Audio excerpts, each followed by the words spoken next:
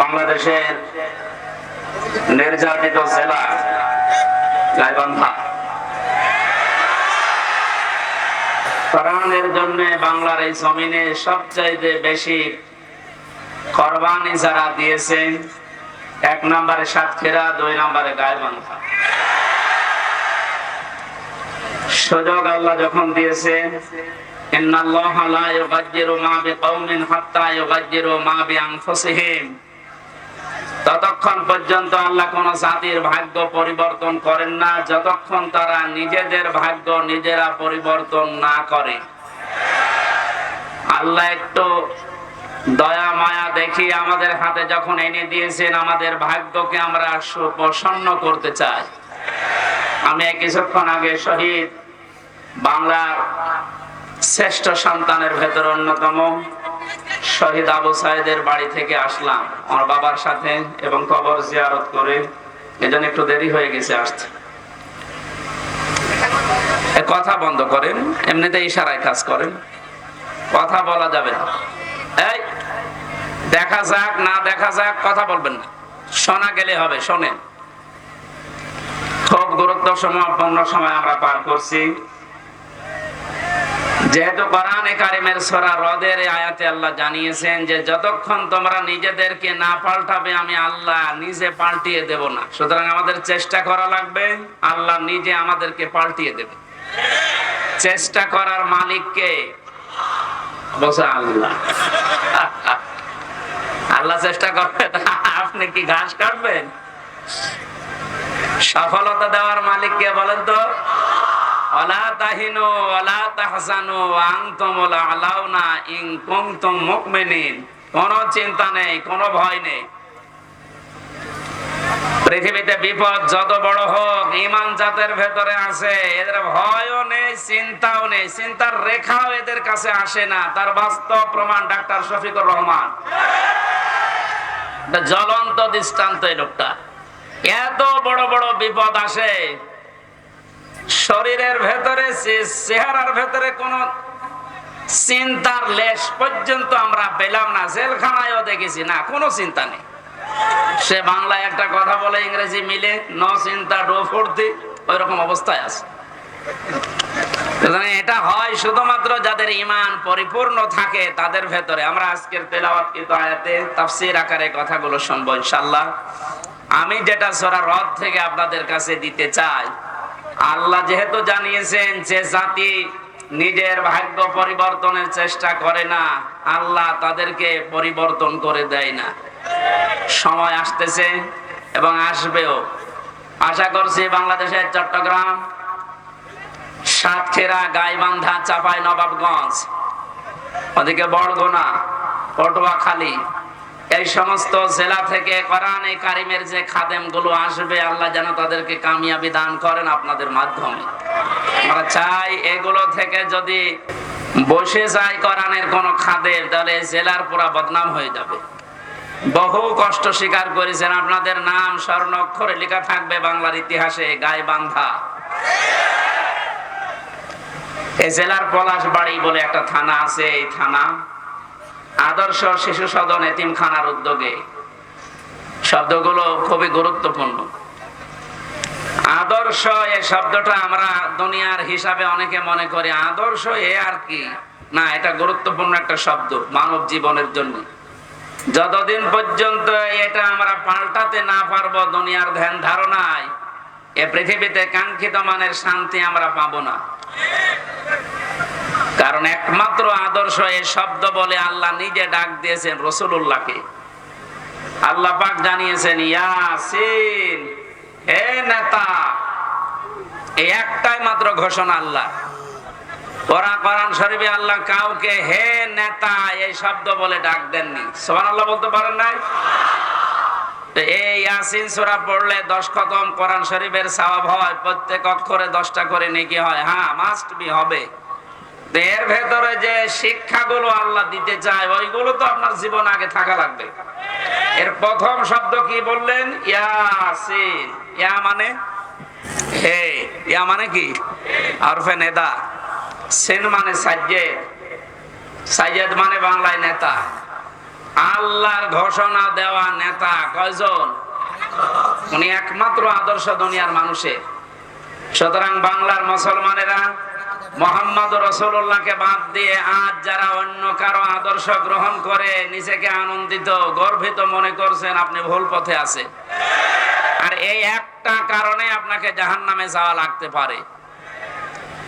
আপনি যদি অন্য ধর্মের হতেন আমি বলতাম না, আপনি যদি মুসলমান হয়তো না বুঝে ভুল করছেন, এজন্য আশা করছে আপনি এটা নিয়ে ভাববেন। মরণের পরে নবীজিকে আল্লাহ দেখিয়ে বলবে মান হাযার রাজুল, এই লোকটা কে ছিল? আপনি যদি বলেন হাযা নাবিয়্যুনা মুহাম্মাদুর রাসূলুল্লাহ সাল্লাল্লাহু আলাইহি সাল্লাম, ইনি আমাদের নবী মুহাম্মাদুর রাসূলুল্লাহ, এই কথা বলার পরে কিন্তু ফেরেশতারা জিজ্ঞাসা করবেন জীবনে প্রতিটি ক্ষেত্রে লোকটার আদর্শ মেনে চলেছো? এবার আমার মনে হয় যে মানুষগুলো বিভিন্ন সময় স্লোগান দিয়েছে, আমার নেতা তোমার নেতা, অমুকের নাম দিয়েছে, মুহাম্মদুর রাসূলুল্লাহর নাম দেয়নি, ওই মানুষগুলো মাস্ট বি ধরা খাবে। আমরাও ধরা খেতে চাই বলেন। এরপরও যদি কারো মনের পরিবর্তন না হয়, সে যেন বিশ্বাস করে তার বিবেকের উপরে কুকুরে প্রসাব করেছে। বলছে ঠিক। এখন যদি বাড়িতে যাই, এই যে যেখানে বসে আছে এনে যদি বাড়িতে সালাম দেওয়ার পরে ওনার স্ত্রী ওনারে গালি দেয় কুকুরের বাচ্চা বলে, না ভালো লাগবে? বলে রাগ হবে না। উনি যদি জ্ঞানী মানুষ হয় চিন্তা করবে আমার তো শিক্ষিত বউ, এত ভদ্র ঘরের সন্তান, আমার গালি দেয় কেন? অবশ্যই এর জিনে ধরেছে। কিসে? জিন অথবা পরিতে ধরেছে, নাই তো আমার গালি দেওয়ার কথা না, স্বাভাবিক নেই। আপনি যদি কোরআনে কারিমের অথেন্টিক কথাটা শোনার পরে আপনার যদি বিশ্বাস দরবেশ বাবার মতো হইতো, তাহলে আপনাকে আমি বলতাম না। দরবেশ কোরআন হাতে নিয়ে বলেছিল এর ভেতরে সমস্যা আছে, এই কারণেই তো দাড়ি কেটে ফেলেছে।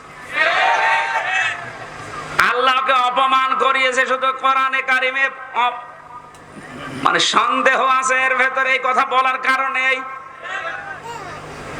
যে লোকটা এই কথা বলতে পারে তার ঈমান বলে কিছু থাকার কথা।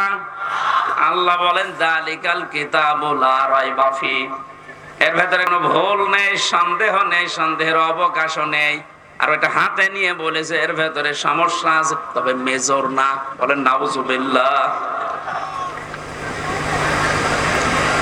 আমার ভাইরা, তো অল্প সময় কথা বলবে গরমে, কিন্তু কথাগুলো আপনাকে নিয়ে যাওয়া লাগবে।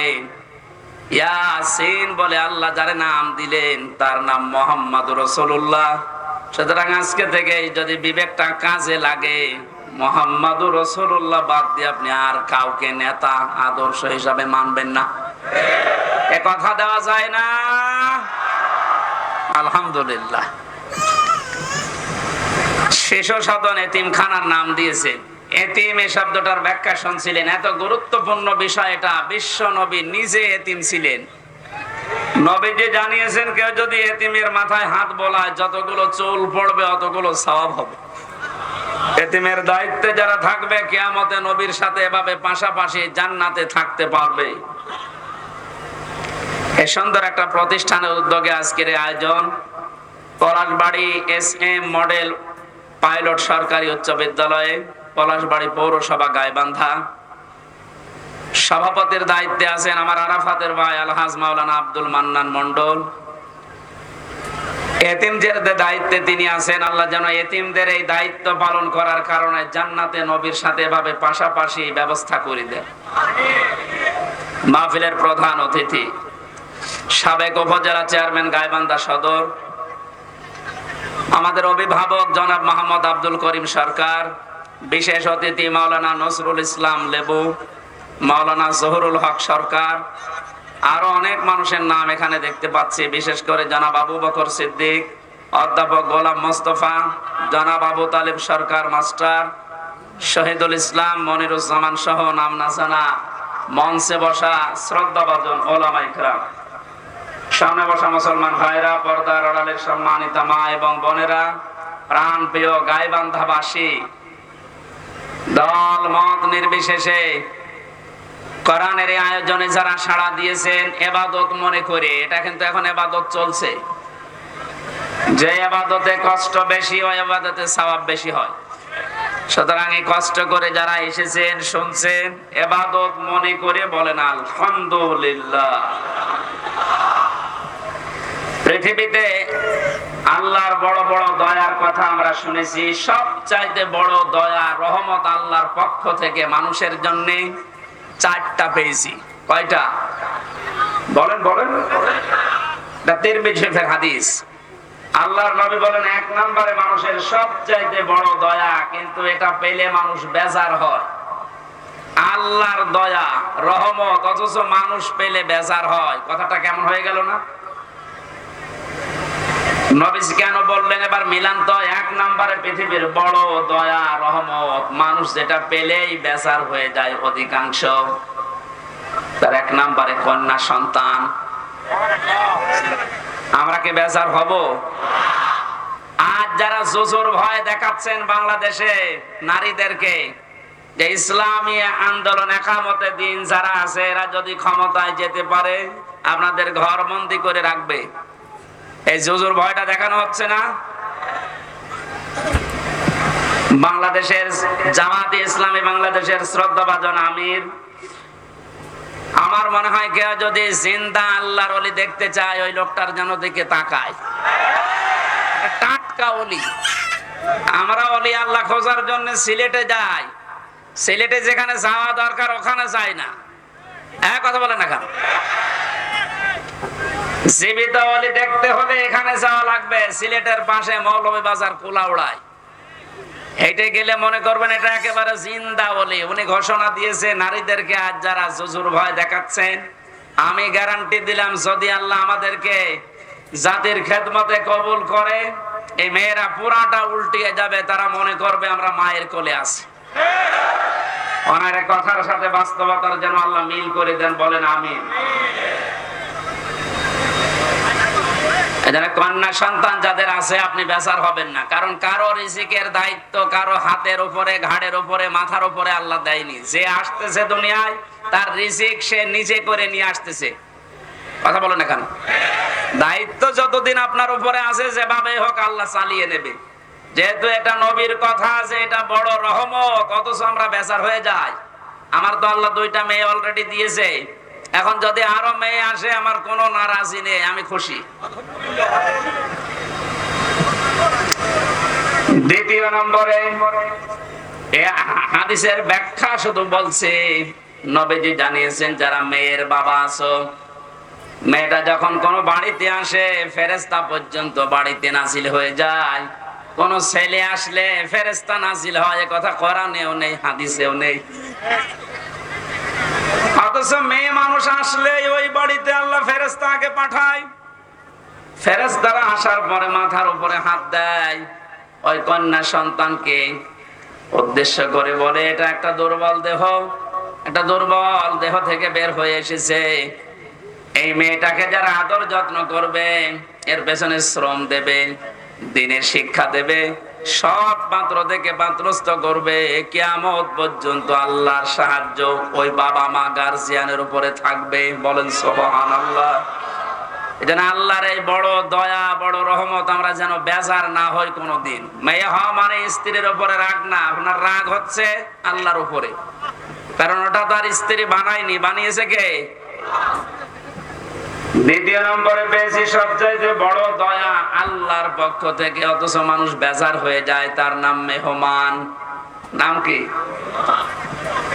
এটার সাথে বাস্তবতার মিল আছে। যত ধনী মানুষ হোক, মেহমান আসলেই কেমন যেন মন খারাপ হয়ে যাচ্ছে। অথচ মেহমান যখন আসে, নবীজি বলেন সে তার নিজের খোরাকি সাথে নিয়ে আসে। বলেন সুবহানাল্লাহ। বিশ্ব নবী জানিয়েছেন 3 নম্বরে বৃষ্টি, 4 নম্বরে আল্লাহর নবী বলেন রোগ ব্যাধি, রোগ ব্যাধি যার যত বেশি হবে তার দুনিয়ার অপরাধ গুলো আল্লাহর মাধ্যমে মাফ করিয়ে নিষ্পাপ করে তার কাছে নিয়ে যাবে। সিস্টেম অপর পৃষ্ঠায় দেখুন তিরমিজি শরীফ, নবীজি বলেন 4টা বিষয়ে মানুষ আনন্দ পায়, 4টা বিষয়ে মানুষ খুশি হয়, কিন্তু আল্লাহর কাছে সবচাইতে ঘৃণিত নিকৃষ্ট এই 4টা। তার 1 নম্বরে নাম পেয়েছি যৌতুক। এদেশে নেই। সামাজিক ভাবে আন্দোলন গড়ে তোলা লাগবে। বৈষম্য বিরোধী ছাত্র আন্দোলনের মাধ্যমে যেহেতু সংস্কার চলছে, আজ বাংলাদেশের সমাজগুলো থেকে যৌতুক নামে এই মানবতার মহা কৌতুক বিদায় করে সংস্কার করা লাগবে।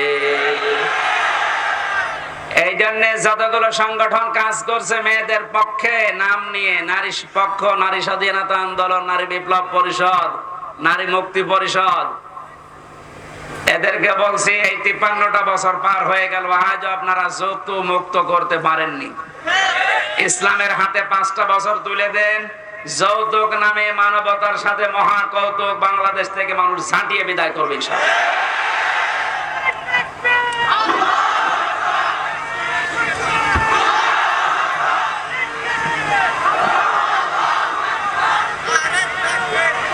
গাইবান্ধাবাসী 2 নম্বরে পেয়েছি আল্লাহর কাছে ঘৃণিত মানুষের কাছে খুব আনন্দ লাগে, মজা লাগে, তার নাম গীবত।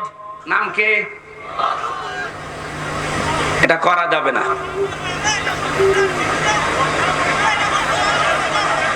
আপনারা কথা বন্ধ না করলে তো আমি কথা ভুলে যাব। কথা বন্ধ করেন। এই আসছে মানুষের আসলে চাপ খুব বেশি হয়ে গেছে। নবীজি বলেন 3 নম্বরে মিথ্যা বলা, 4 নম্বরে সুদ আর ঘুষ খাওয়া। এই 4টা বিষয় আল্লাহর কাছে ঘৃণিত, কিন্তু মানুষ খুব বেশি আনন্দ পায়, মজা পায়। আমরা যেন বিরত থাকতে পারি, বলেন আমিন। দরুদ আর সালাম পাঠ করি আমাদের নবী। কিয়ামতে যাকে সামনে তোলা হবে আর তার উম্মতদেরকে পেছনে তোলা হবে। এখন নবীর উম্মত আমরা হতে পেরেছি কিনা এটা একা নিজের কাছে জিজ্ঞাসা করি। আল্লাহর নবী জানিয়েছেন আমার উম্মত তো তারা।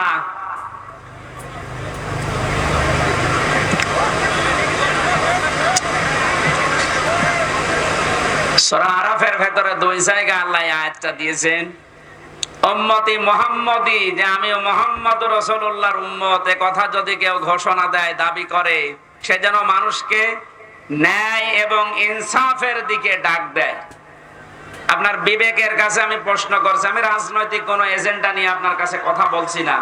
তো বাংলাদেশে এই মুহূর্তে ন্যায় এবং ইনসাফ প্রতিষ্ঠার জন্য যারা ডাক দিচ্ছে, আপনার বিবেক কোন দিকে সায় দেয় আপনি নিজেই বলেন।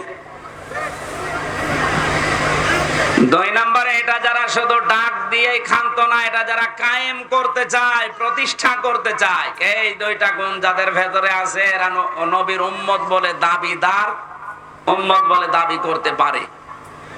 আল্লাহ আমাদেরকে যেন এই 2টায় গুণান্বিত হওয়ার তৌফিক দান করেন, আমিন। কোরআনে কারিমের বহুল আলোচিত একটা সূরা, সূরা মাআরিজ। কি নাম বললাম? এই মাআরিজ সূরা থেকে আমি কয়েকটা আয়াত পড়েছি বর্তমান প্রেক্ষাপট সামনে নিয়ে। কোরআনে কারিমের আয়াতকে আমি তাফসীর আকারে কথা বলার চেষ্টা চালাবো। ওমা তাওফীকি ইল্লা বিল্লাহ। জবান খুলে আগে একটু তেলাওয়াত করেন, আউযু বিল্লাহি মিনাশ শাইতানির রাজীম, বিসমিল্লাহির রহমানির রহিম, ওয়ালা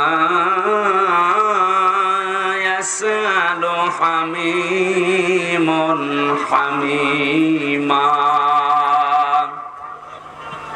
আজকের আলোচনার বিষয় হচ্ছে মুক্তিপণ। কি বললাম? জবান খুলে বলেন, কি বললাম? এটা আমি বানিয়েছিলাম জেলখানায় থাকতে 22 সালে। বাংলাদেশের এই উত্তর অঞ্চলের ইসলামী আন্দোলন জামাতে ইসলামের শ্রদ্ধাভাজন সহকারী সেক্রেটারি জেনারেল, আপনাদের বিভাগের কৃতি সন্তান জনাব AKM ATM আজহারুল ইসলাম, উনি আমাকে জেলখানায় থাকতে বলেছিল, হামজা এই বইটা পড়ো, অনেক তথ্য জাতিকে দিতে পারবা, প্রোডাক্টিভ মুসলিম। ওর ভেতর থেকে আমি একটা সাবজেক্ট বানিয়েছিলাম কোরআনে কারিমের এই আয়াতের সাথে। ওখানে বাংলা লেখা দেখেছিলাম, এর নাম হবে মুক্তিপণ। কি বলেন তো? এই শব্দটা নিয়ে আজকে আমরা ব্যাখ্যামূলক কথা বলবো ইনশাআল্লাহ। আপনাদের বিভাগের সন্তানের কাছে পাওয়া বই থেকে যেহেতু এই সাবজেক্টটা বানানো, উনি থাকলে বাইরে আপনাদেরকে শোনাতেন। যেহেতু উনি এখনো ভেতরে, আমরা আশা করছি খুব তাড়াতাড়ি আল্লাহ আমাদের ভেতর ওনাকে ফিরিয়ে দেবে। আমিন। কি আপনারা চান না? হ্যাঁ, কথা বলেন না কেন? মাওলানা মামুনুল হক উনি আমার সাথে পাশের রুমে আমারে ছিল। মাঝে মাঝে জামাতে ইসলামী বাংলাদেশের যে মানুষগুলোকে বিনা অপরাধে ফাঁসি দেওয়া হয়েছে, আমি এই কথা সিঙ্গাপুরে, মালয়েশিয়া কয়েকদিন আগে এখানে বলেছিলাম। এই জালেম যারা এ দেশে 17 বছর জুলুম করে গেল, এই জালেমদের দোসর এখনো ওখানে পালিয়ে আছে। ওরা যে ওই দেশের রাষ্ট্রদূত যারা পররাষ্ট্র মন্ত্রণালয় আছে, ওদের কাছে নালিশ দিয়েছে যে উনি যুদ্ধ অপরাধী যারা মামলার আসামি তাদের পক্ষে কথা বলে। এটা যদি আমার অপরাধ হয়ে থাকে, আবু সাইদ সহ বাংলাদেশের হাজারের উপরে কয়েকদিন 5 তারিখের আগে যারা মানুষকে বিদায় করে দিল, এরা কি মানবতা বিরোধী অপরাধী না? আপনি শুধু নিজের দিকে টানবেন কেন? এরা যারা মারা গেছে এরা মানুষ না?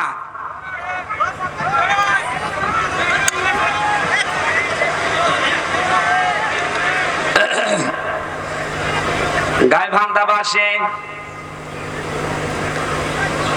কিয়ামতের একটা কঠিন পরিস্থিতি আল্লাহ আমাদের সামনে তুলে ধরেছেন। এরপরে আয়াতগুলো দিয়ে আরম্ভ করছেন। আল্লাহ পাক বলেন, এমন জালজালা অবস্থা আমি পয়দা করব কিয়ামতের ওই ময়দানে, বুড়ো যুবক মানুষ দৃশ্য দেখেই বিদ্ধ হয়ে যাবে। ছোটাছুটি করতে থাকবে মানুষ, মেয়েদের লজ্জায় স্থান লাগবে না, সন্তান হওয়ার জন্য পেট ফেটে বের হয়ে পড়ে যাবে। বলেন নাউজুবিল্লাহ। 50 আলফা সানা মিম্মা তাউদ্দুন, মানো 1 2 3 4 করে যেভাবে গণনা করে, কিয়ামতে এক একটি দিন হবে আমাদের এই গণনা হিসাবে 50,000 বছরের মতো লম্বা। আপনি আওয়াজ কি কমাচ্ছেন নাকি? হ্যাঁ, বাইরে চলে গিয়েছে আজকে, আসলে হলো না। আপনাদের আগে ওখান থেকে মাহফিল নেওয়ার আগে আমি মাইক বলবো, আগে এভাবে হয় না। আমার এখনই গলা ব্যথা করছে ভাই। এরে এখন আপনি মেরে ফেললেও হবে? বলেন তো, ওর মা 700 কত পাওয়ার, এখানে 2000 পাওয়ার লাগবে।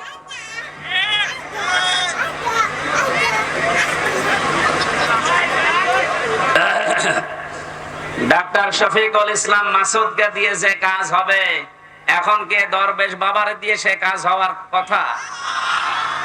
এ জানিয়ে এসেছে দরবেশ বাবার মতো, এখন লাগবে শফিকুল ইসলাম মাসুদের মতো। এ কথা বলছে না কেন? আপনি পাবেন কোথায়? এই জন্য তো আমার কষ্ট হয়ে যাচ্ছে। এরকম একটা দৃশ্য আল্লাহ সামনে যখন নিয়ে আসবেন, আল্লাহ পাক আমাদেরকে সতর্ক করছেন, কোন বন্ধু কিন্তু বন্ধুর পরিচয় পর্যন্ত দিতে রাজি হবে না। আজ বাংলাদেশে আমরা একটা বাস্তব অভিজ্ঞতা দেখতে পেলাম, বন্ধুর পরিচয় দেওয়া না, বন্ধু অনেককে পরিচয় করিয়ে দিয়েছে। এই যে অবৈধ আনিসুল হক, পরে যখন ধরেছে ও যদি নিজে চলে যেত, দরবেশ বেঁচে যেত। ধরা খাওয়ার পরে বলছে আমারে, ওই যে ওরে নিবেন না, ওটা দরবেশ। কেন? ও যে বললো আমি নৌকার মাঝি। কিসের মাঝি? ভালো করে তাকান, সালমান। ওরা আশ্চর্য হয়ে গেছে যে মানুষ এত নিচে নামতে পারে। বাঁচার জন্য মানুষের দুনিয়ায় যদি এই করে, তাহলে বোঝা যাচ্ছে দাড়িটা এটা নবীর সুন্নত হিসাবে রাখে না, এটা ধোঁকা দিয়ে বোকা বানানোর জন্য রেখেছিল। বলেন কিয়ামতের সবচাইতে বড় আপন বন্ধু যারা, এই মানুষগুলো নিজেরা নিজেদেরকে পরিচয় দেবে না। ইউবাসসারুনাহুম, যখন তাদেরকে ওকে অন্যের দৃষ্টিগোচর করা হবে, সামনাসামনি যখন মানুষকে নিয়ে আসা হবে, মানুষগুলো সবচাইতে বড় বেঈমানি করবে যে না আমি চিনি না। আল্লাহ পাক বলেন ইয়াবাদুল মুজরিমু লাউ ইয়াফতাদি মিন আযাবি ইয়াউমিযিন বিবানি। এই কঠিন পরিস্থিতি যখন তৈরি হবে, এই মানুষটা নিজেকে বাঁচানোর জন্য আছে সব ফিদিয়া হিসাবে, জরিমানা হিসাবে দিতে রাজি হয়ে যাবে।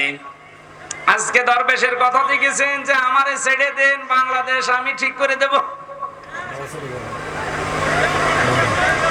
মুক্তিপণ হিসাবে মানুষ ওই দিন সব দিতে রাজি হয়ে যাবে। পৃথিবীতে যত আপনজন আছে তাদের নাম আল্লাহ সিরিয়াল আকারে কিছু দিয়েছেন, ওয়াসাহিবাতিহি ওয়া আখি। প্রথমে মানুষ তার স্ত্রী সন্তানকে বলবে আল্লাহ তুমি এগুলো নিয়ে যাও, আমার ভাইকে তুমি নাও।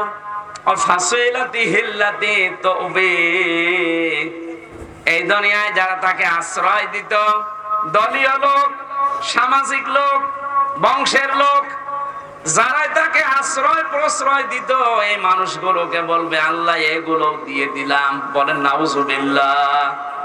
এ কথাকে আপনি 100 ভাগ বিশ্বাস করেন? বলেন। আমি আমার নিজের কথাই বলছি, আপনি নিজের সাথে এবার মিলাবেন। এই যে নিজের দলীয় লোকজন সব মানুষ দিতে চাইবে মুক্তিপণ হিসাবে, ওমান ফিল আরদি জামিআ, এমনকি দুনিয়ায় তার স্থাবর অস্থাবর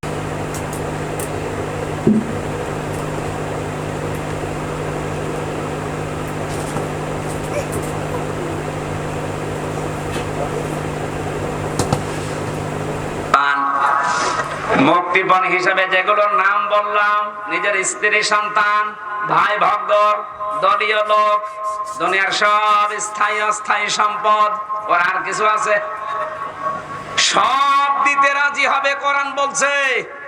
এরপরও বলবে আমাকে বাঁচান, আমাকে ছেড়ে দেন। আল্লাহ পাকও জানিয়েছেন সঙ্গে সঙ্গে কাল্লা, কখনো না,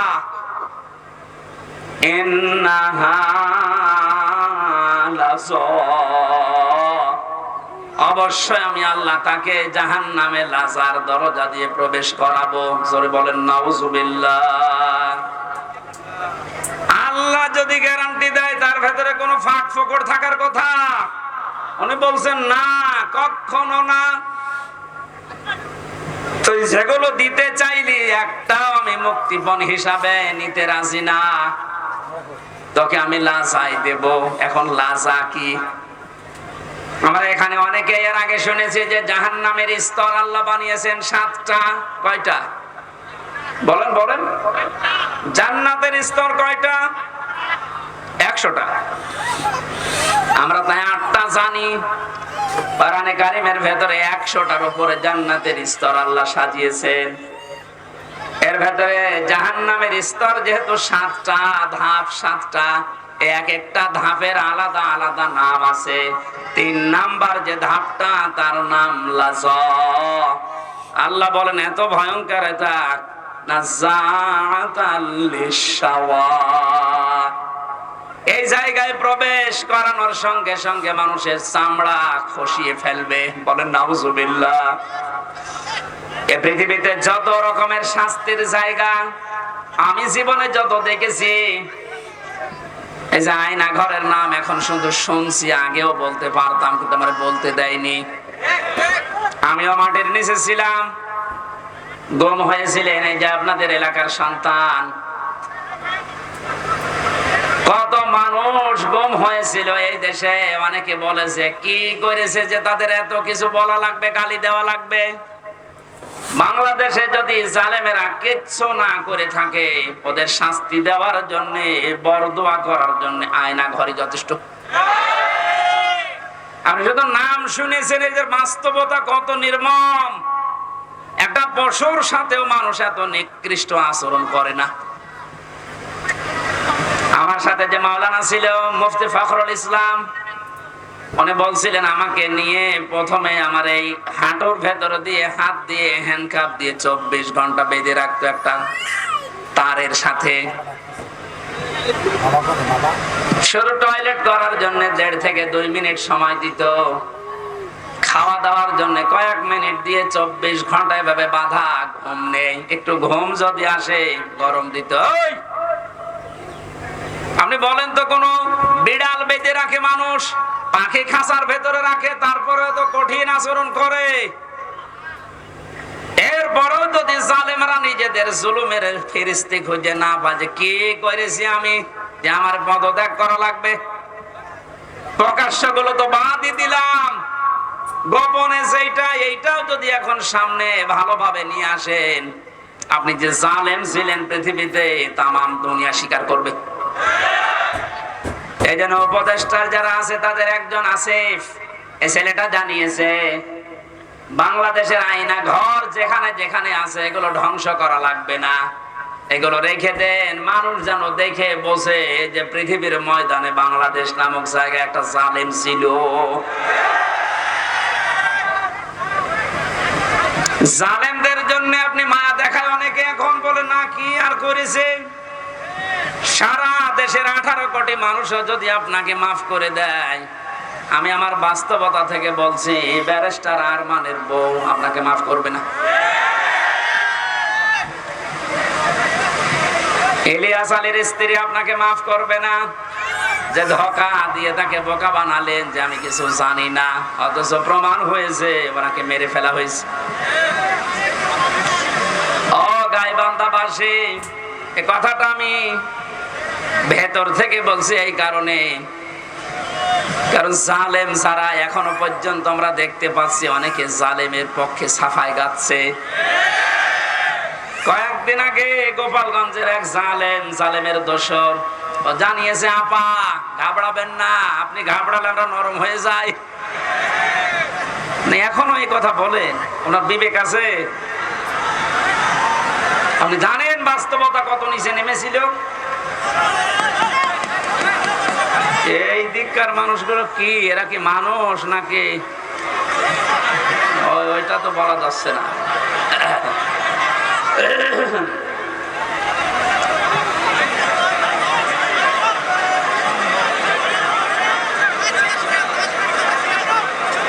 এদের জন্য শেষ করে দেওয়া লাগবে, কি করে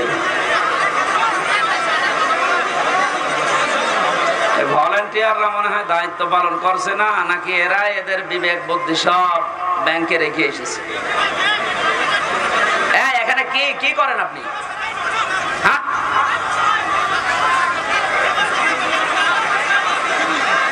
এমনিতে মাইক মন মতো না, কোনো আওয়াজ আছে, আবার এরা যদি এত ডিস্টার্ব করে কিভাবে কথা?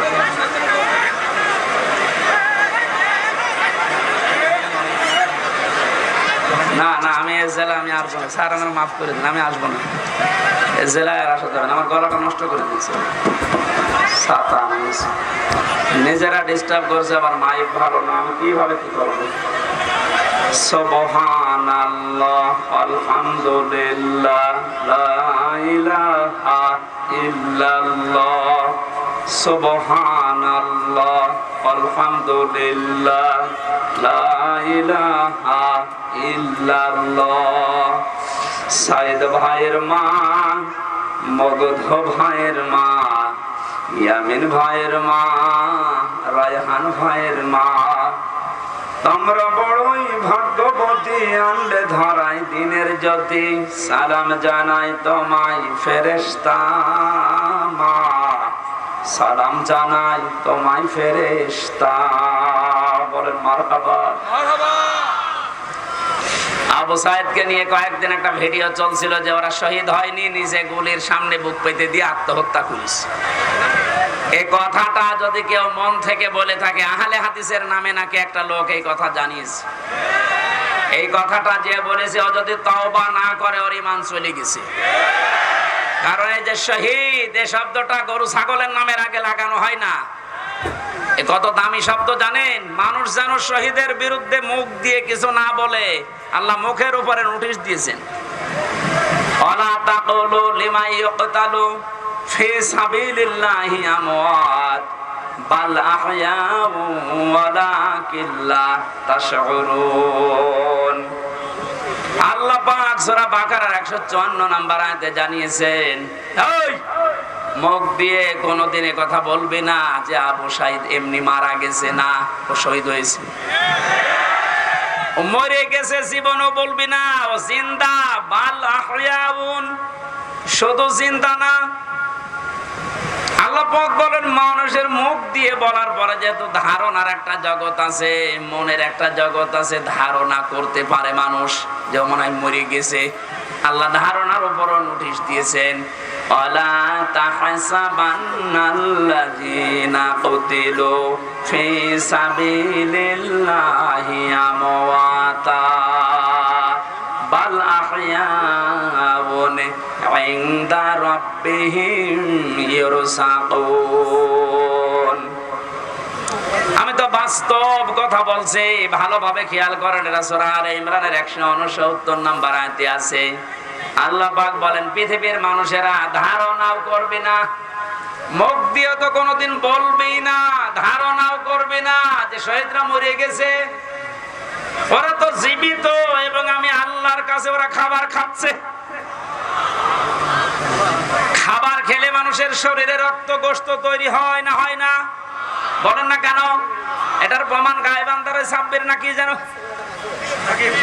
সাকিব।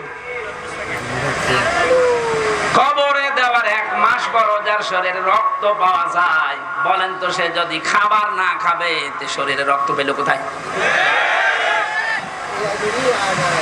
নবীজির চাচা হযরতে হামজা রাদিয়াল্লাহু তাআলা আনহু, উনি যখন শহীদ হন তাকে 70 টুকরা করেছিল কাফেররা। এত রাগ ছিল তার উপরে, তার লজ্জা স্থান পর্যন্ত কেটে 3 টুকরা করেছে। যুদ্ধ শেষ হয়ে যাওয়ার পরে নবীজি বললেন, নিয়ে আসো লাশের টুকরাগুলো। বিভিন্ন জায়গায় তারা ছড়িয়ে ছিটিয়ে দিয়েছে, সব এক জায়গায় করে আল্লাহর নবী নিজের পাগড়ি মোবারক দিয়ে ঢেকে দিলেন লাশটা। মাথা থেকে হাঁটু পর্যন্ত ঢাকা হয়েছিল, বাকি হাঁটু থেকে পা পর্যন্ত বেরিয়ে যায়। নবীজি নিজেই লতা পাতা পাহাড় থেকে নিয়ে এসে ওই জায়গাগুলো ঢেকে কবরের ভেতরে দিয়ে বললেন, মাবুদ, আমার চাচা হামজার উপরে আমি এখন পর্যন্ত রাজি আছি। তোমাকে বলছি দয়া করে তুমি আমার চাচা হামজার উপরে রাজি হয়ে যাও। ও গাইবান্দাবাসী, নবীজি যদি কবরের পাশে দাঁড়িয়ে চাচার পক্ষে কথা বলতে পারে, আল্লাহ নারাজ হয়ে যাবে? বলেন। মদিনাতে একবার ঢল হয়েছিল 30 বছর পর, বিশাল আকারে ঢল। এ ঢলে হযরতে হামজার কবর ভেঙে স্রোতের মতো রক্ত আসছিল। ওই সময় যারা ছোটবেলায় যুদ্ধ করেছিল এখন তারা বয়স্ক হয়ে গেছে, মুরব্বী। রক্ত আবিষ্কার করতে গিয়ে দেখে অনুসন্ধানে 30 বছর আগে উহুদের ময়দানে নবীজির চাচা হযরতে হামজা শহীদ হওয়ার পর কাফের কর্তৃক যেখানে যেখানে আঘাতপ্রাপ্ত হয়েছিলেন ওই জায়গাগুলো দিয়ে এখনো ফিনকি দিয়ে রক্ত বের হচ্ছে। উনি যদি খাবার না খাবেন 30 বছর পরে ওনার শরীর থেকে রক্ত আসবে কোত্থেকে? এই জন্য বাংলার জনগণ সাবধান, মুখ দিয়ে তো বলবেনই না, ধারণাও করবেন না যে যারা শহীদ হয়ে গেল, মারা গেছে। কোরআনের পাখিকে আজ অনেকে বলে মরে গেছে, না উনি মারা যায়নি, ওনাকে মেরে ফেলা হয়েছে। মুরব্বির সাথে আমি 10 মিনিট দেখা করেছিলাম 22 সালে। কি সুন্দর কথাবার্তা, কি সুন্দর হাসি। আমার তো একদিন পরে পরে আমরা সংবাদ পেতাম ওখানে, এত কঠিন অবস্থায় আমার রাখতো। যেদিন উনি মারা গেছে তার পরের দিন পেপারে দেখলাম যে উনি মারা গেছে। বাইরে এসে দেখলাম যে ভিডিওগুলো হাসপাতালে নিয়ে আসার সময়, বের করার সময় যে হাসিটা দিয়েছিল, কোন অসুস্থ মানুষের মুখ দিয়ে ওই হাসি বের হওয়ার কথা না। অনেকে ধোঁকা দিয়ে বোকা বানিয়ে জেলার আর সুপার এখন স্বীকার করছে যে আমরা উপরের নির্দেশে এটা করেছি, আমাদেরকে বলা হয়েছিল যে সই স্বাক্ষর করে বলেন যে নির্বাহী আদেশে ছেড়ে দেবে। আমরা এই প্রসেস শেষ করে দিলাম। এই যে ডাক্তার মোস্তফা জামান নামে এই কোলাঙ্গার উপরের নির্দেশ পেয়ে শেষ পর্যন্ত সারা বিশ্বের আলেমদের মাথার মুকুট আমরা যাকে মনে করি, এই যে তাফসীর মাহফিলের জনক যিনি পৃথিবীতে, বিশেষ করে বাংলাদেশে তো হবেই, তাফসীর মাহফিলের শব্দ শুনলেই মানুষ মনে করে আল্লামা সাঈদী।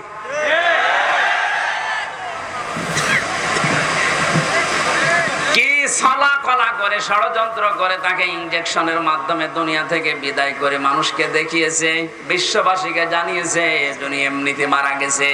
উনি এমনি মারা যায়নি, ওনাকে যেহেতু মেরে ফেলা হয়েছে সুতরাং উনি শহীদ।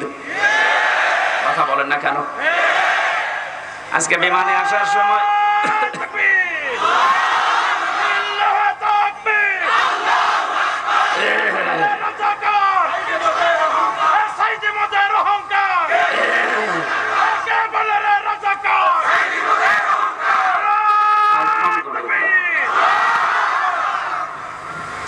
আজকে মিরপুরে নামাজ ছিল 10 নম্বরে, মিরপুর ঢাকা। নামাজ শেষ করে প্লেনে ওঠার পরে আমার পাশে যে লোকটা বসে আছে উনি আমারে বলছিল, হুজুর আমরা আপনার দলের লোক না, কিন্তু আমরা জানি আপনাদের আলেম কোলের শিরোমণি। লোকটা দেখলাম আল্লাহ রাসূল বিশ্বাস করে না, কথাবার্তা রাজা বুঝলাম। আমাকে বলছে আল্লামা সাঈদী আপনাদের কোরআনের পাখি বলে যারে জানেন, এই লোকটাকে এমনি মারা যায়নি, ওনাকে মেরে ফেলা হয়েছে। আপনারা যারা আছেন এই মানুষগুলাই চুপ করে, এই মানুষগুলোকে আপনারা বলেন এই ডাক্তার মোস্তফা জামানকে নিয়ে আপনাকে যে রিমান্ডে নিয়েছিল 10 দিন, ওরে 2 দিন নেন, 2 দিন একটু রিমান্ডে নেন, ও সত্য কথা সব বলে দেবে যে কিভাবে। আমির জামাত ডাক্তার শফিকুর রহমান উদার হয়ে সবাইকে মাফ করে দিয়েছে, কিন্তু উনি একটা শেষ কথা জানিয়েছে, অন্যায়ের সাথে সরাসরি যারা জড়িত এই মানুষগুলোর কোনো ক্ষমা নেই। নবীজি যেমন 13 জনকে মাফ করেছিলেন, বলেছিলেন যদি এরা কাবা শরীফের গিলাফ ধরেও থাকে ওখানেও এদেরকে মেরে ফেলা লাগবে। 1500 বছর আগে যদি 13 জন এরকম হয়, 5 বছর 10 বছর 15 বছর জেলে ছিল, এদেরকে আপনি কি জবাব দেবেন? মাফ করে দিলে সব হচ্ছে? কেউ যদি জালেমকে মাফ করে দেয় সে যেন মুসলিমের উপর অবিচার করে। এজন্য ভুক্তভোগী যারা, আমরা তো জানি, আমার মেয়েটা আমারে চেনে না, ছোটটা, আমার মনে কি দুঃখ বলেন তো? আমি যদি অপরাধ করতাম আপনি আমার অভাবে রাখতে পারতেন, কিচ্ছু জানি না। কিন্তু সুখের সংবাদ, গত পরশুদিন আমার মামলা সব ঢিসমিস হয়ে গেছে। কারণ বিচারপতি দেখার পরে বলছে কি দেখে বিচার করব, এর ভেতরে তো কোনো মাল নেই। এতদিন আমি বিচার করতাম কিন্তু আমি পারি নাই, উপরের নির্দেশ ছিল তাই। এখন যেহেতু এড়া ঘোড়া, কোনো চাপ নেই, এ মামলার কোনো বিচার নেই, সব ফেলে দিলাম। যা, আজকে আমার উকিল দেখা করে বললো যে সব বাতিল করে দিয়েছে। আদালত পর্যন্ত হাসে যে একটা মামলা হলো, আর এইটার কারণে 3 বছরের জেলে রাখা লাগবে, অথচ সাজাও যদি লাগিয়ে দেয় সর্বোচ্চ 3 মাস রাখার মতো, অথচ বিনা কারণে রেখেছিল কয় বছর? 3 বছর।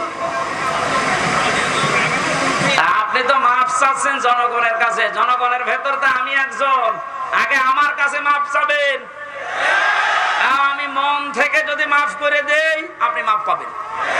যদি বলেন হুজুর আল্লাহ না, আল্লাহ মাফ করবে না, কারণ আল্লাহ আমার উপর ছেড়ে দিয়েছে, কারণ এই দায়িত্ব এখন আল্লাহর নেই। আল্লাহ তো হকুল্লাহ আর আমি হকুল ইবাদ। কথা বলুন, আপনি কোন মুখ নিয়ে ব্যারিস্টার আরমানের বোর কাছে মাফ চাবেন বলেন? আমান আজমের স্ত্রীর কাছে কি করে মাফ চাবেন? মহিলাটা আজ কত বছর অপেক্ষা করে না থাকতে পারে, গত বছর বিয়ে করে ফেলেছে।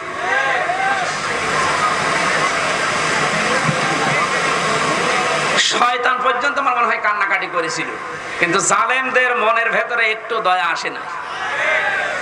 এত বড় কঠিন হয় মানুষ, একটু জানিয়ে দিতে পারতেন আপনি গোপনেও যে আপনার স্বামী বেঁচে আছে, আপনি ধৈর্য ধরেন, বের হবে। আপনি মেরে না ফেলে বাঁচিয়ে রাখলেন, আর আমরা জানি যে উনি নেই। মেরে ফেললে হয়তো ব্যারিস্টার আরমানের স্ত্রী অন্য জায়গায় বিয়ে করতো, যদি সংবাদ পেত যে আমার স্বামী নেই। কিন্তু এমন অবস্থায় রেখেছিলেন এর 8টা বছর, এত তারপরও কোনো অপরাধে জড়ায় নাই, ভাগ্য ভালো। কথা বলে না কেন? অন্য কোন সাধারণ মেয়ে লোক হলে কত কিছু কত জায়গায় পৌঁছিয়ে দিত। ৭৬ বছর বয়সে এখন শুনছে নাকি বিয়ে করবে, আর তাদের বয়স ৩৫ বছর ৩২ বছর।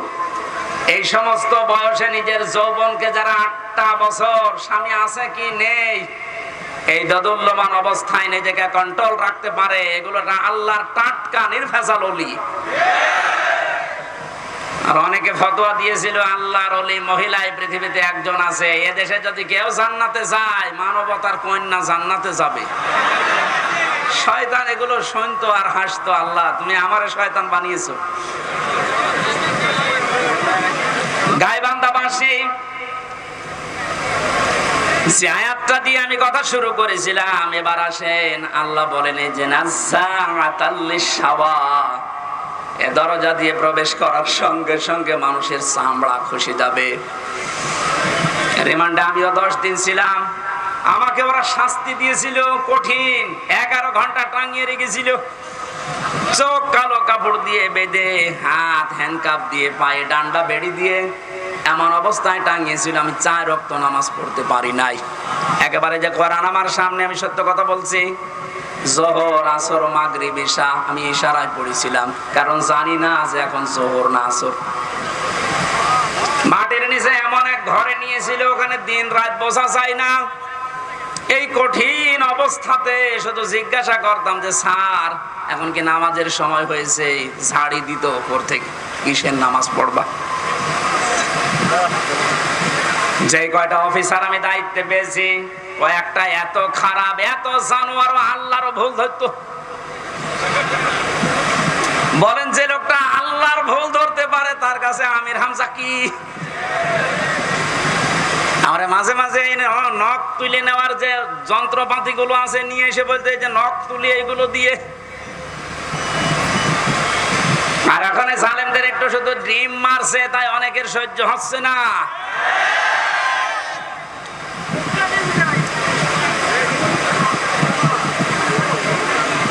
এত বড় কঠিন শাস্তির ভেতরে কেউ 8 বছর 10 বছর, আমি তো কান্নার আওয়াজ শুনতাম মাঝে মাঝে 7 তলা থেকে।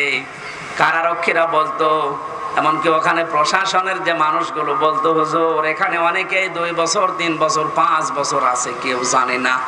আপনি যদি বাইরে যেতে পারেন বলবেন। কিন্তু ভাগ্যের নির্মম পরিহাস, বের হওয়ার পরে এমন এমন থ্রেট দিয়েছে যদি কোনো কথা উচ্চারণ করি আমিও গায়েব হয়ে যাব।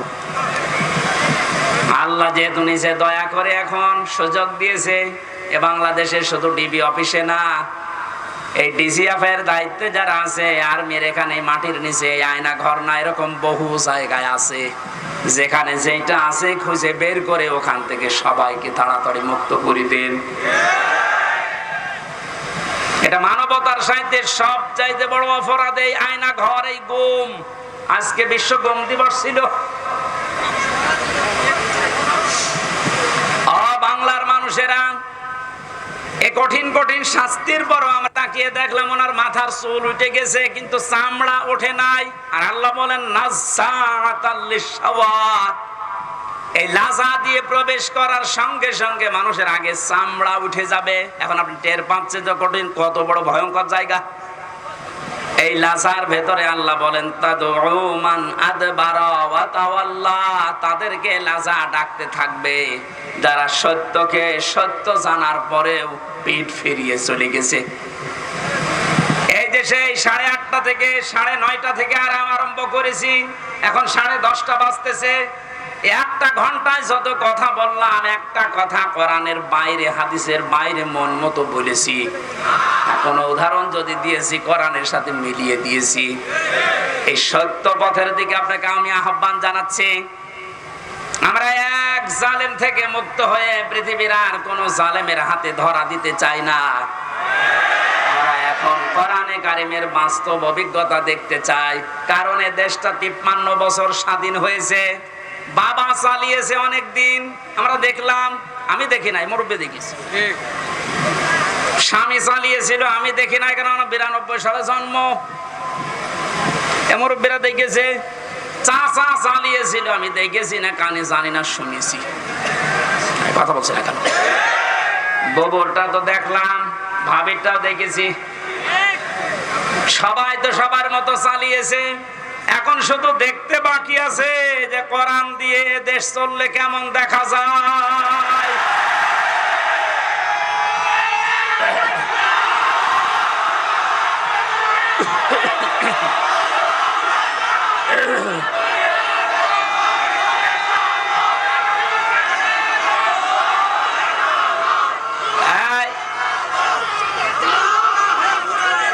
আজকে কে যেন ফতোয়া দিয়েছে যে নারায়েত তাকবীর এই শব্দটা বলা শিরক, কারণ নারায়েত মানে নারুন থেকে এসেছে। এটা পাগল।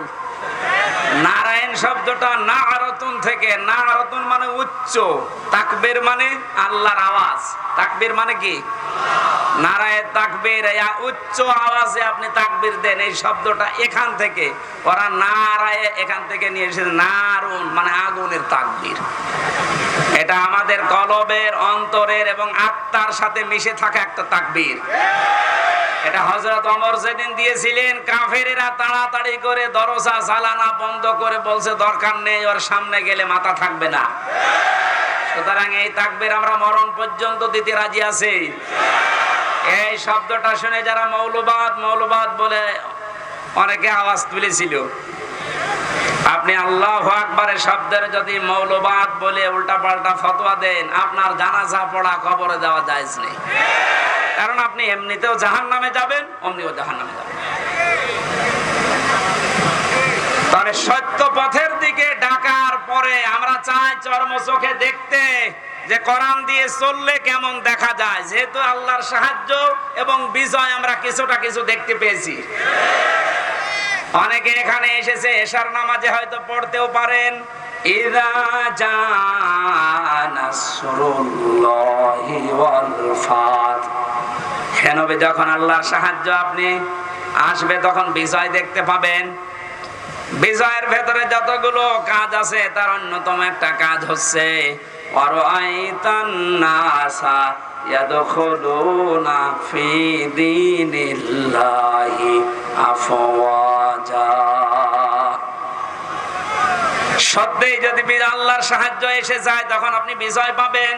আমার তো মনে হয় এত বড় বড় মহারথীরা 17 বছর চেষ্টা করে জালেমের একটু চুল পরিমাণ নড়াতে পারে নাই, কিন্তু ছাত্ররা যা করে দেখিয়েছে, এই বৈষম্য বিরোধী ছাত্র আন্দোলনের এই নেতারা, আমার মনে হয় আল্লাহ আবাবিল পাখির মতো তাদের কাজে লাগিয়েছে।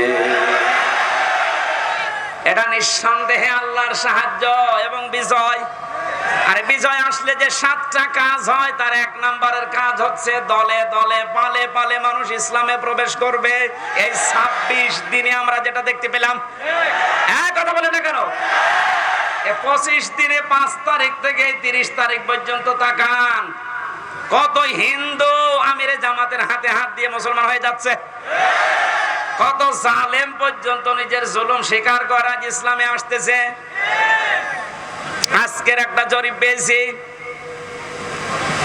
আগস্টের 5 তারিখের আগে এই দেশে মাত্র 20 জন মানুষ চাইতো 100 জনের 20 জন যে ইসলামে দেশে কায়েম হোক। কিন্তু এই 25 দিনের মাথায় এখন অবস্থা এমন দাঁড়িয়েছে, এই দেশে এখন 100 জনের 35 জন মানুষ চাচ্ছে যে ইসলাম কায়েম হোক। এই সময়টা একটু চেটে দেন। বাংলাদেশে যারা একামতে দিনের দায়িত্ব পালন করে, এই মানুষগুলোর যে ইখলাস আমি দেখেছি। আমি তো বাস্তব ওয়াজ করছি ওনার সাথে, আমি 4 দিন থেকে জেলখানায় একেবারে পাশাপাশি আমি দেখেছি লোকটার আমল, লোকটার ঈমান। এটা পরবর্তী আয়াতে ওইটা আসবে। ওনার যে মর্যাদা, ওনার যে ভরসা, তাওয়াক্কুল আল্লাহর উপরে। আমির হামজাকে লক্ষ্যটা এক জায়গায় করলে ওই রকম তাওয়াক্কুল হবে না। আমি কত আলেমকে জেলখানায় কাঁদতে দেখেছি, আফসোস করে, এমনকি আল্লাহকেও দোষারোপ করে। অথচ লোকটা একটা জেনারেল মানুষ, একটা ডাক্তার, কাঁদে তাদের সংস্পর্শে এসে কোন জায়গায় যে আল্লাহ পৌঁছিয়ে দিয়েছে তারে। আমি যে প্রথমে বলেছিলাম, কেউ যদি জিন্দা ওলি দেখতে চান ওনার দিকে তাকাবেন, কারণ ওনার আমল, ওনার কাজ কারবার, অ্যাক্টিভিটিস, এখলাস আমি নিজের কাছে থেকে 4 দিন দেখেছিলাম। আমি যুবক মানুষ, এখন 33 বছর বয়স আমার। সারাদিন কোনো কাজ ছিল না, শুধু চিন্তা ছাড়া। তারপর রাত 9টা 10টার পরে আমি শুয়ে পড়তাম। আরে মুরব্বী মানুষের মাথার উপরে এতগুলো মামলা। ওনার ছেলে, ওই সময়ও ছেলে, ওনার স্ত্রী অসুস্থ, ওনার সহকর্মী সহযোদ্ধা যারা এসে হাজার হাজার পালিয়ে বেড়াচ্ছে, হাজার হাজার ছেলে। ওনার দলের প্রতীক নেই, দল নিষিদ্ধ। এরকম কঠিন মুহূর্তেও লোকটার চেহারার ভেতরে চিন্তার কোনো ছাপ নেই। প্রতি সপ্তাহে 4টা 5টা করে হাজিরা দিয়ে দিয়ে যে 8-9 ঘন্টা গাড়িতে থাকা লাগতো। যখন জেলখানায় এসে পৌঁছাত ওরা 9:30 10টায়, বলতাম স্যার খাবার খাবেন না? আপনার এই যে এখানে কিছু দুষ্ট লোক আছে, ওদের মাধ্যমে মোবাইল পাওয়া যায়, চুরি করে নিয়ে এসে দেয়। আমার বলছে, হামজা মোবাইল দিয়ে করব কি? কেন আপনার সন্তান আছে, ছেলে, আপনার স্ত্রী অসুস্থ, আপনার দলের লোক সব পালিয়ে বেড়াচ্ছে, একটু খোঁজ নেবেন না? আমারে যেটা শুনিয়েছে ওই কঠিন মুহূর্তে, আমার বলছে, হামজা আমার সন্তান সহ, স্ত্রী সহ, আমার সহকর্মী সহযোদ্ধাদেরকে আমি আল্লাহর হাতে রেখে এসেছি। আমার তো একেবারে পুরোপুরি বিশ্বাস ওই দিন থেকে যে ওনার এই তাওয়াক্কুলের কারণে এই 25 দিনে 20 থেকে 35-15% মানুষ ইসলামে আসা বেড়ে গেছে। এজন্য মানুষগুলোর ইখলাসের আপনি দাম দিতে শেখেন। এদেশের দেশপ্রেমিক হিসাবে যদি এখন 1 নম্বরের তালিকায় থাকে যারা ভুয়া ভুয়া তুলেছিল, তাদের এখন মানুষ চিনে ফেলেছে। বাংলাদেশে একজন প্রথিতযশা আলেমে দ্বীন মুফতি কাজী ইব্রাহিম বাইরের দেশ থেকে ঘোষণা দিয়েছে, মানে কিন্তু পাগল ছাগল না, 10 জন আলেম যদি এই দেশে থাকে তিনি একজন। ঘোষণা দিয়েছে এই বাংলাদেশে যদি কেউ দেশপ্রেমিক বলে দাবি করে সেটা 1 নম্বরে জামাত আর শিবিরেরা। বাকিগুলো যারা এগুলো তুলতেছে, এই কথা শোনে নাই,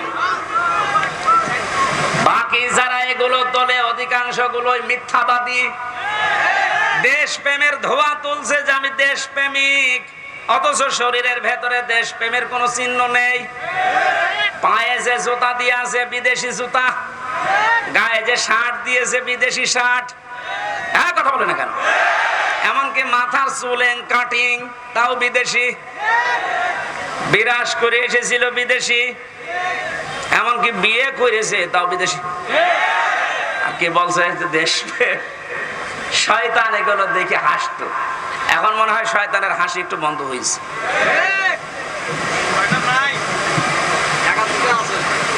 এখানে সত্য পথে আহ্বান করলে আপনার অন্তত কিছু না থাকলেও কিন্তু বিবেক আছে।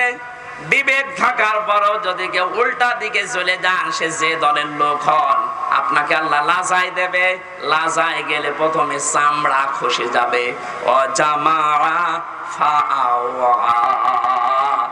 আল্লাহ পাক বলেন 2 নম্বরে দুনিয়ায় যারা মাল সম্পদ জমা করে আর মনে করে এটা স্থায়ী ভাবে থাকবে, এটা আজকে অনেকেই 17 বছর মনে করেছিল। এজন্যই তো পদ্মা সেতুর চাইতেও একজনের টাকা বেশি। এই দরবেশের টাকার পরিমাণ দেখেছেন, শুধু ঋণ ছিল 36,000 কোটি টাকা। পদ্মা সেতু বানাতে 2 নাম্বারই করে উঠে গেছে মাত্র 32,000 কোটি। তার মানে ওর টাকা দিয়ে আরেকটা বানানো যাবে। এই আয়াতের সাথে 100 ভাগ মিলে গেছে। ওরা মাল সম্পদ জমা করে আর মনে করে এটা স্থায়ী ভাবে আমার কাছে থাকবে, এ আর হাত ছাড়া হবে না। আল্লাহ এমন ভাবে ধরেছেন, চোখ বন্ধ করার সময় দেয়নি। এই কথাগুলো বলতে বলতে আল্লাহ মানুষের কিছু আচরণ এবার তুলে ধরবেন। এবার আমি সহ যারা বসে আছি প্রত্যেকে আল্লাহর এই আয়াতের সাথে মিলান। ইন্নাল ইনসানা খুলিকা হালুআ। অবশ্যই আমি আল্লাহ মানুষকে বানিয়েছি অস্থির চিত্ত রূপে। সব সময় মানুষ শুধু ব্যস্ত ব্যস্ত ব্যস্ত। দুই নম্বরে ইদা মাসাহু শাররু জাজুআ, যখন তাকে কোনো অকল্যাণ স্পর্শ করে তখন হায় হতাশ করে, তখন একেবারে পাগলের মতো হয়ে যায়। ওয়াইদা মাসাহুল খায়রু মানুআ, যখন তাকে কোনো কল্যাণ ভালো কিছু পায় তখন ওই লোকটা কৃপণ হয়ে যায়। মানুষের কিছু চরিত্র বর্ণনা করছিলেন আল্লাহ রাব্বুল আলামিন বলেন মানুষ অস্থির, বিপদে পড়লে মানুষ হায় হতাশ করে, নিয়ামত পেলে কৃপণ হয়ে যায়, কিন্তু তারা না। ইল্লাল মুসাল্লিন, মুসাল্লিরা বাদ দিয়ে কারা বাদ? আমরা এখানে যারা আছি মুসাল্লি কিনা বলেন তো, বলেন বলেন। জীবনে যাই করেন না কেন ফরজ নামাজ ছেড়ে দেবেন না। মুসাল্লি যারা আছে তাদের এবার আল্লাহ 12টা গুণ দিচ্ছেন। সব মানুষের ভেতরে আগের বর্ণিত এই গুণগুলো আছে। এরা অস্থির, নিয়ামত পেলে এরা কৃপণ হয়ে যায়, বিপদে পড়লে হায় হতাশ করে, কিন্তু মুসাল্লিদের ভেতরে এগুলো থাকবে না। মুসাল্লিদের ভেতরে যেহেতু এগুলো থাকবে না, আর আমরা মুসাল্লি দাবি করছি, কোরআন বলছে তোমাদের ভেতরে 12টা গুণ থাকা লাগবে। কয়টা? আজকে এই 12টা গুণের কথা শুনে বাড়ি নিয়ে যাবেন, তাহলে এই মাহফিল সাকসেস হবে। কথাগুলো আমরা বলছি, এই মাহফিলটা যেহেতু এতিমদের জন্য দিয়েছে, ওনারা বারবার পেছন থেকে খোঁচাচ্ছে যে আমাদের টাকা পয়সা কিছু দরকার এতিমের জন্য।